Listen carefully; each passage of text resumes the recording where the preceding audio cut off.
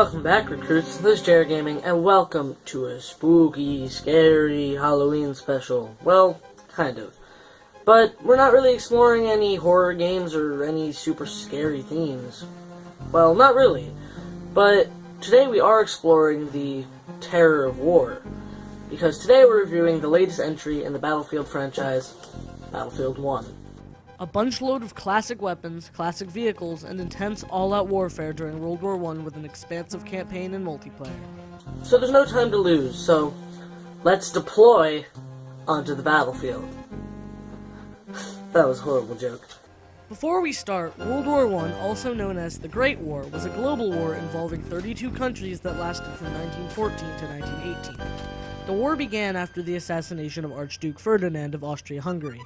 This event sparked a massive war that resulted in Germany going into a depression, the creation of the League of Nations, and resulted in nearly 38 million deaths, both civilian and military. This conflict has been adapted into many books, movies, and of course, video games. Starting up the game prompts you that this is frontline warfare, and you are not expected to survive. Alright, chill dude, it's only a video game. The first level of the campaign is an insane introduction into the world of the Great War. The forest is burning around you, the rain pouring down, there's explosions and tanks, it's freaking awesome. Well, it's not awesome, it's war, but I think you guys know what I mean. There's guys with flamethrowers, guys being stabbed and beaten, just brutal death and destruction all around. After following multiple different soldiers, 2 on-foot sections, 1 in a tank, a turret gunner, the level ends after an artillery strike, with our character and a German soldier aiming at each other, then lowering their rifles, showing the real human side to the war. We push.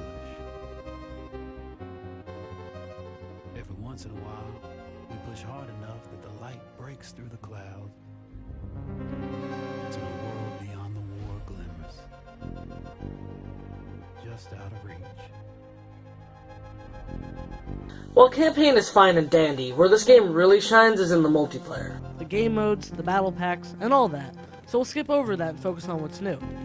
First of all, let's talk about the graphics. My god, are they beautiful. This is honestly the most realistic looking game I've ever played. The scenery really puts the game in motion.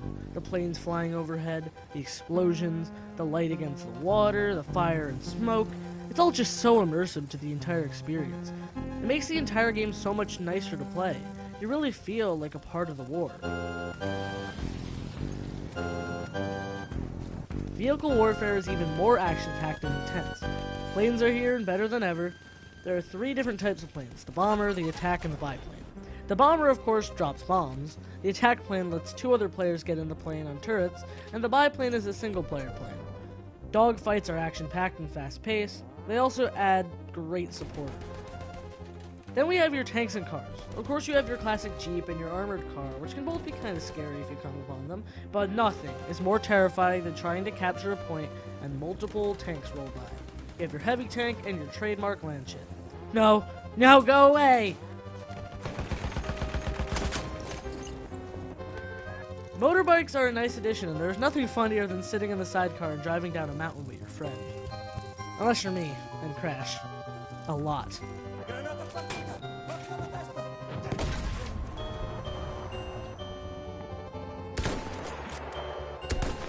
And how could you forget horses? These were brand new to Battlefield 1. Nothing better than galloping alongside your squad, swords in the air, chasing down those enemies. Capturing points are intense and fun with these, and they just make the game a lot cooler.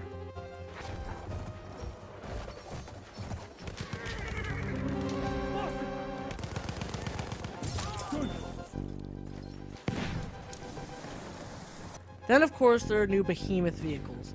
These vehicles are absolutely epic, and definitely alter the game. On certain maps, when one team is losing, huge vehicles will show up for support.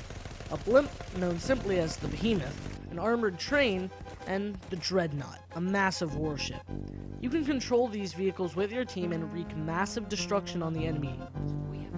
These vehicles become sort of a turning point in each map, trying to help the losing team retaliate. Also, once these things get destroyed, it's one heck of a sight to see.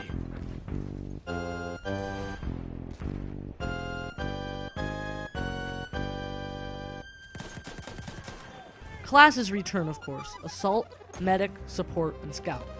Assault uses many explosives to retaliate against machinery, as well as sticking to SMGs and shotguns, mostly close-range weaponry. Medic sticks to longer-range semi-auto and automatic rifles, as well as a syringe to revive fallen teammates, and of course medkits. Support relies on LMGs and ammo crates to be more of a suppressive class, helping out the team.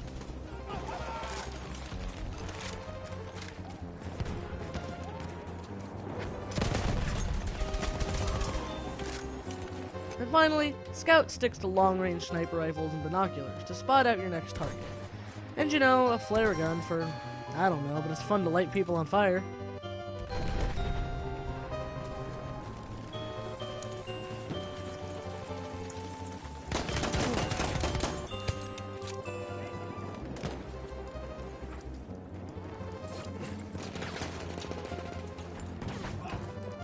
Then we have the elite classes.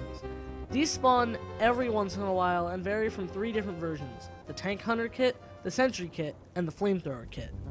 The Tank Hunter carries a powerful bolt-action rifle that fires anti-tank rounds that can be used on both tanks and the unaware soldier.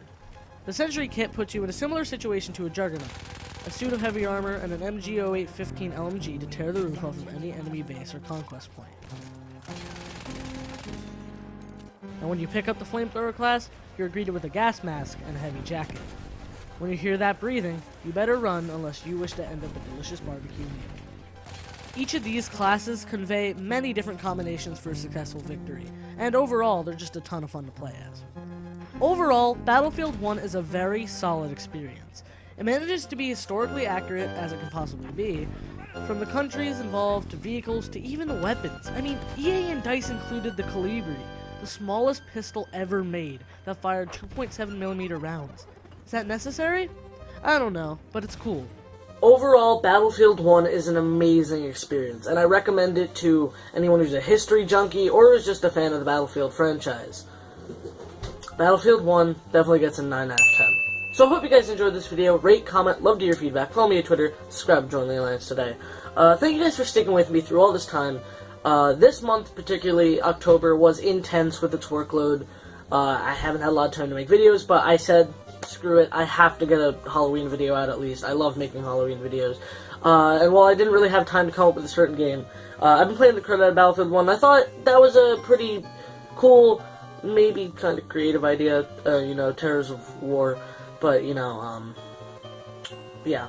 I know Retro Month is coming up next month, so hopefully I can get more videos out for you in that time. I plan on getting some King's Quest V out, and, you know, some other games. We'll see what we can do. Maybe I'll bring an episode of Industry Giant 2 into the mix again. We could always play a little bit of Half-Life. You never know. There's a ton of stuff we can do for Retro Month. It's not exclusively NES or Nintendo. But yeah, thank you guys so much for sticking with me through all this, and hopefully new videos are on the way. But yeah, so I hope you guys enjoyed the terrors of reality in this Halloween special. But thank you guys for watching. I'll see you guys in the next video. JRG, signing out. See you later, guys.